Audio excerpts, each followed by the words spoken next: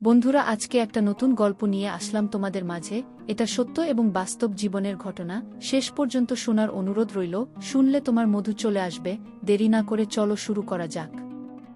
আমি যেখানে যেতাম শ্বশুর আব্বাই সেখানে যেত। আমি রান্নাঘরে রান্না করতে গেলে সেখানেও শ্বশুর আব্বা চলে আসত। মাঝে মাঝে শ্বশুর আবু আমায় এমন কিছু কথা বলতো সেটা আমি সহ্য করতে পারতাম না।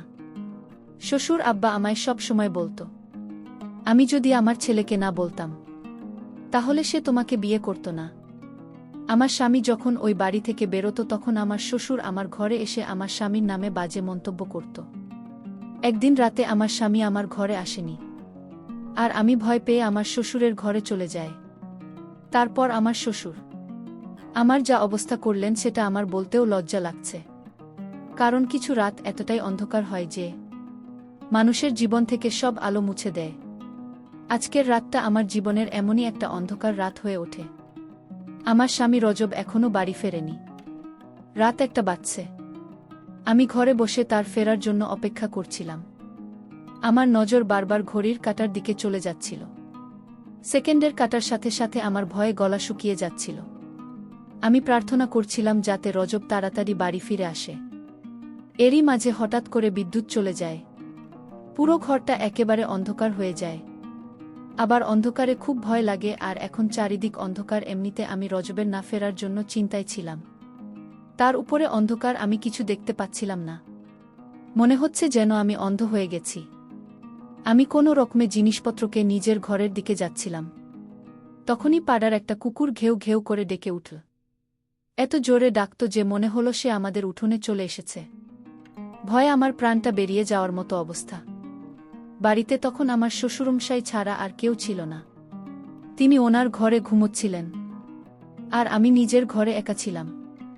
আমার মনে হচ্ছিল যে কুকুরটা আমাদের উঠোনে চলে এসেছে, আর সে যে কোনো সময় আমার কাছে চলে আসতে পারে। আমি ভয়ে ভয়ে আমার শ্বশুরের ঘরে গিয়ে পৌঁছালাম। আমি ওনার ঘরের দরজায় ধাক্কা দিতে লাগলাম। যখন ঘরের দরজা খোলে তখন আমি ভয়ে কাঁপছিলাম। আমি বলি, বাবা, আমার মনে হচ্ছে আমাদের উঠোনে একটা কুকুর ঢুকে পড়েছে। আমার খুব ভয় করছে। আমি কি আপনার ঘরে আসতে পারি? আমি এত ভয় পেয়ে গিয়েছিলাম যে আমার মাথা কাজ করছিল না, তাই হয়তো আমি একটা ভুল পদক্ষেপ নিয়ে ফেলি। আমার শ্বশুরমশাই আমাকে তার ঘরে যেতে বললেন। তারপর ঘরের দরজা বন্ধ হয়ে যায়। আর তারপর আমার সাথে যা হয়েছিল সেটা আমার পক্ষে মেনে নেওয়া সম্ভব ছিল না। তাহলে মূল ঘটনাটি বলি। একজন স্ত্রী যদি তার স্বামীর থেকে কম সুন্দর হয়, তাহলে সে সবসময় হীনমন্যতায় ভোগে।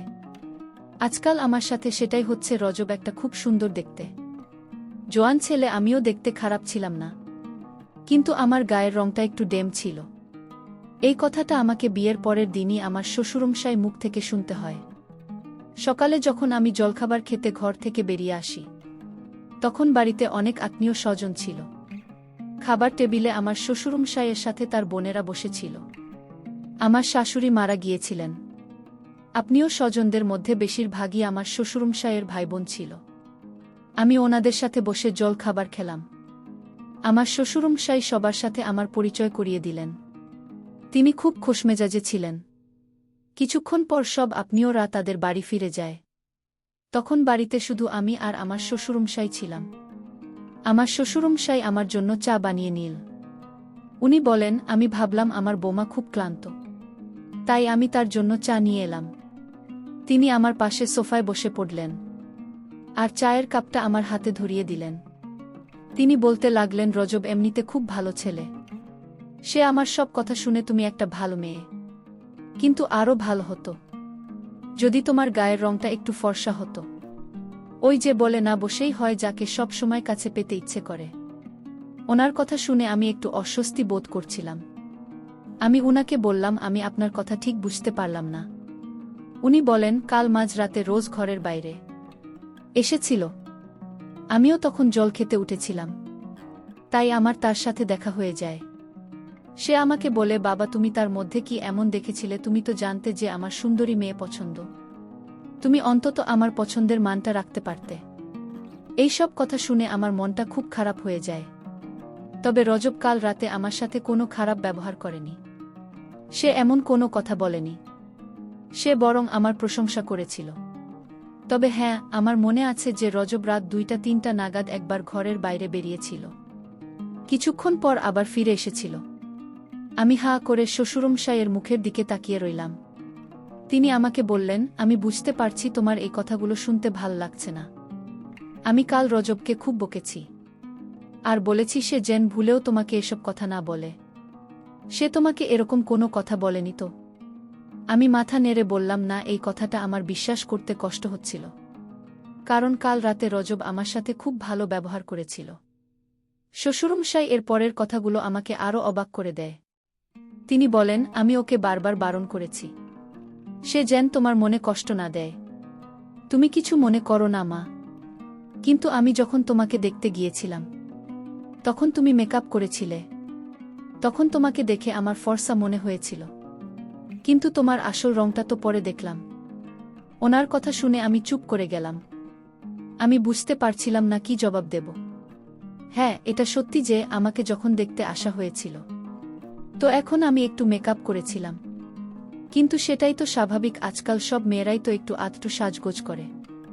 রোজের সাথে যখন আমার সমস্ত বিয়ের কথা পাকা হয়েছিল তখন আমি খুব খুশি হয়েছিলাম, কারণ শ্বশুরবাড়িতে আমার ভুল ধরার জন্য আমার কোনো শাশুড়ি ও ননদ থাকবে না। কিন্তু তখন কি আর আমি জানতাম যে আমার শ্বশুরমশাই বিয়ের পরের দিনই আমার কথায় খুব ধরতে শুরু করবেন। বিয়ের পরের দিন থেকে আমি রান্নাবান্না আর ঘরের কাজ করা শুরু করে দিয়েছিলাম, কারণ বাড়িতে শুধু আমার শ্বশুরমশাই আর আমার স্বামী থাকত। এমনিতে আমার শ্বশুরমশাই খুব ভাল ছিলেন, আমার সাথে খুব ভালোভাবে কথা বলতেন, কিন্তু উনি রজবের ব্যাপারে যেসব কথা বলতেন সেসব শুনতে আমার ভাল লাগত না। রজব অফিসে বেরিয়ে যাওয়ার পরে বাবা আমার ঘরে চলে আসতেন। আমি তখন রজবের ফেলে রাখা জিনিসপত্র গোছাতে ব্যস্ত থাকতাম। বাবা এসে বলতেন, তুমি তাড়াতাড়ি আমাদের জন্য জলখাবার বানানো, তারপর আমরা দুজনে বসে গল্প করব। তিনি আমার সাথে বন্ধুর মতো কথা বলতেন। আমি ওনাকে এটাও বলতে পারতাম না যে আমি খুব ক্লান্ত, একটু বিশ্রাম নেব।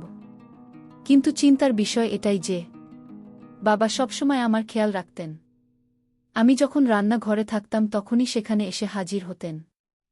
আমি যখন রান্না করতাম তখন তিনি বলতেন, এভাবে নয়, এভাবে বানানো, আমার ছেলের এই খাবার পছন্দ নয়, এমনিতেই তুমি দেখতে ভালো নয়, তার উপর যদি স্ত্রীর দায়িত্বটা ভালো করে পালন না করো তাহলে স্বামীর মন জিতবে কি করে। মাঝে মাঝে আবার বলতেন যে তুমি রুটিটা গোল করে ফেলতে পারো না। তো সবসময় যদি কেউ কারো মাথার উপর চেপে থাকে তাহলে সেটা একসময় বিরক্তিকর হয়ে ওঠে। আমিও বাবার উপর বিরক্ত হতে শুরু করেছিলাম।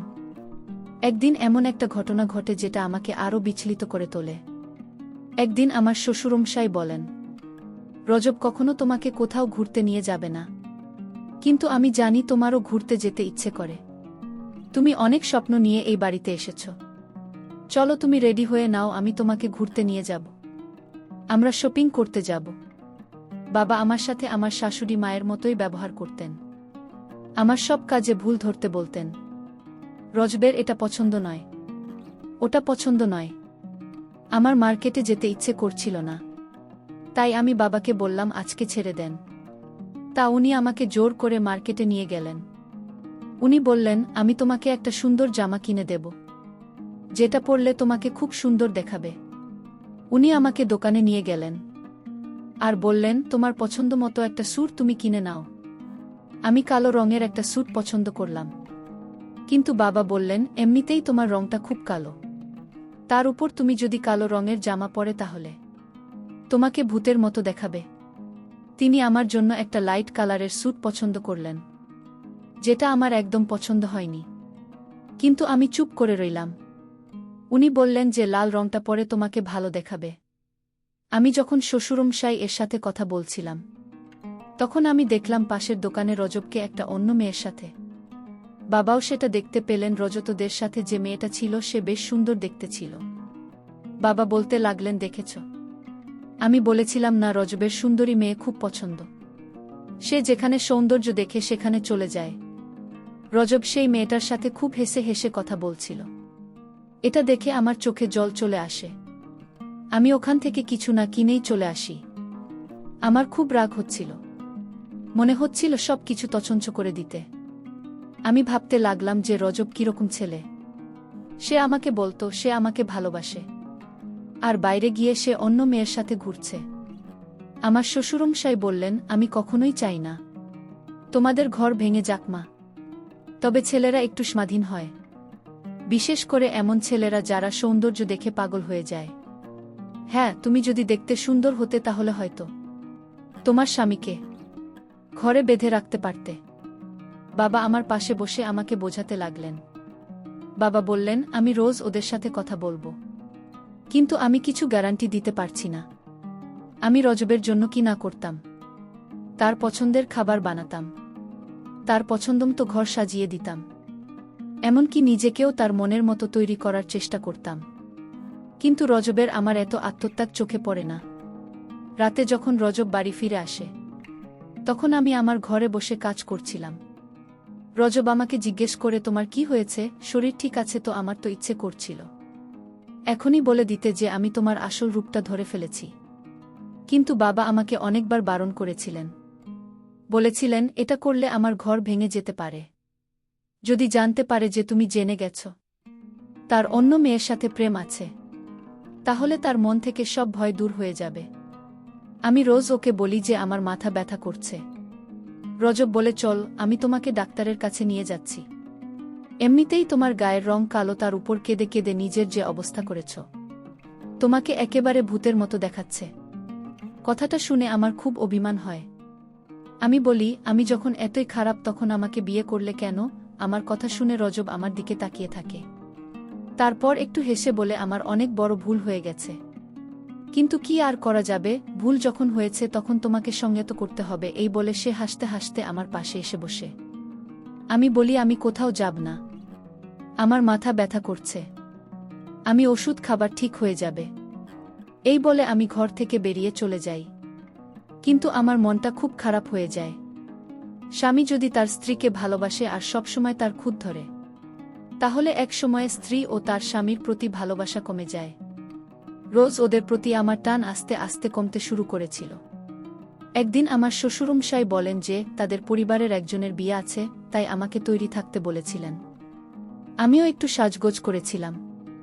সেই সময় রজব ঘরে আসে আর আমার দিকে এখন জোরে তাকিয়ে থাকে। ওকে দেখে আমার মনে হলো যে আমি হয়তো তার মনে প্রভাব ফেলতে পেরেছি। সে আমার পাশে এসে দাঁড়িয়ে বলে, তুমি যতই সাজগোজ করুন না কেন, আমার মতো সুন্দর তুমি কখনোই হতে পারবে না। এই বলে সে আমাকে আয়নার সামনে নিয়ে যায়। আমার মনটা পুরো ভেঙে যায়। এতক্ষণ আমি ভাবছিলাম যে 1 ঘন্টা ধরে আমি এত সাজলেন সেটা সার্থক হয়েছে। কিন্তু রজবের কথা শুনে আমার ভুল ধারণা ভেঙে গেল। মনে হচ্ছিল আমার শ্বশুরমশাই ঠিকই বলেন যে ছেলেরা সেই মেয়েকে ভালোবাসতে পারে যারা দেখতে সুন্দর হয়। আমি রজবের থেকে সরে আসি। রাগের মাথায় আমি আমার সব গয়না খুলে ফেলি, তারপর টিস্যু পেপার দিয়ে মেকআপ মুছে ফেলি। এটা দেখে রজব একটু গম্ভীর হয়ে যায় আর বলে, রজনী, তুমি এটা কি করছো? আমরা এমনিতেই অনেক লেট হয়ে গেছি। আমি বলি, আমি কোথাও যাব না। রোজ বলে, এমন ছেলেমানুষি কেন করছো তুমি? একটা ছোট ব্যাপারকে এত বড় করে কেন দেখছো? আমি বললাম, আমার ওখানে যাওয়া ঠিক হবে না, কারণ আমি তোমার পাশে মানাবে না। আর তোমার কি মেয়ের অভাব আছে? ওখানে অনেক সুন্দরী মেয়ে থাকবে, তুমি বরং তাদের সাথে। এটা বলার সাথে সাথে রজব আমার গালে জোরে থাপ্পড় মারে। আমি এটার জন্য একদম তৈরি ছিলাম না। আমি রজবের কাছ থেকে এটা আশা করিনি। রজব বলে, এসব কি কথা বলছো তুমি? তোমার কি আমাকে দেখে সেরকম লোক মনে হয়? আমাদের গলার আওয়াজটা এতটাই উঁচু ছিল যে ঘরের বাইরে অবধি আমাদের আওয়াজ শোনা যাচ্ছিল। আমি বলি, আমার সামনে ভদ্রলোক। আমার শ্বশুরমশাই আমার কাছে এসে বসে। আমি বলি, সবসময় রজব আমাকে নিয়ে ব্যঙ্গ করে। আমি যখন ওর এতটাই অপছন্দ তখন ও আমাকে বিয়ে করো কেন? আমি জোরে জোরে কাঁদতে শুরু করি। আমার শ্বশুরমশাই আমাকে সান্ত্বনা দিতে থাকে আর বলেন, রজব এরকমই, আমি ওকে বোঝাবো, তুমি চিন্তা করো না। আমি তো চাই যে তোমরা দুজনে সুখের সংসার করো, কিন্তু তার কোনো নমুনা আমি দেখছি না। সুর আব্বা বললেন, এসব বাদ দিয়ে এখন চলো বিয়েবাড়িতে। আমি বিয়েবাড়িতে বাবার কথায় গেলাম। আমার মনে কোন শান্তি নেই। বিয়েবাড়িতে এত লোকজন, সে রাতে থাকা নিয়ে অনেক সমস্যা হচ্ছিল। বিয়ে বাড়িতে ঝামেলা থাকায় কে কোথায় থাকবে সেটা নিয়ে আলোচনা করতে শুরু করেছে। আমার স্বামী বিয়ে বাড়ি থেকে বাইরে কোথাও চলে গেল। তারপর আমাকে একটা রুমে থাকতে দেওয়া হয়। সেই রুমে আমি একা ছিলাম। আর রাত যখন গভীর হল তখন আমার রুমে আমি কাউকে দেখতে পেলাম। আমি বুঝতে পারছি না যে কে সে আমার রুমে এত রাতে। বন্ধুরা, গল্পটি আজ ব্যস্ততার কারণে শেষ করতে পারছি না। পরবর্তী পর্ব পাওয়ার জন্য আমার চ্যানেলটিকে সাবস্ক্রাইব করে পাশে থাকবেন। ধন্যবাদ।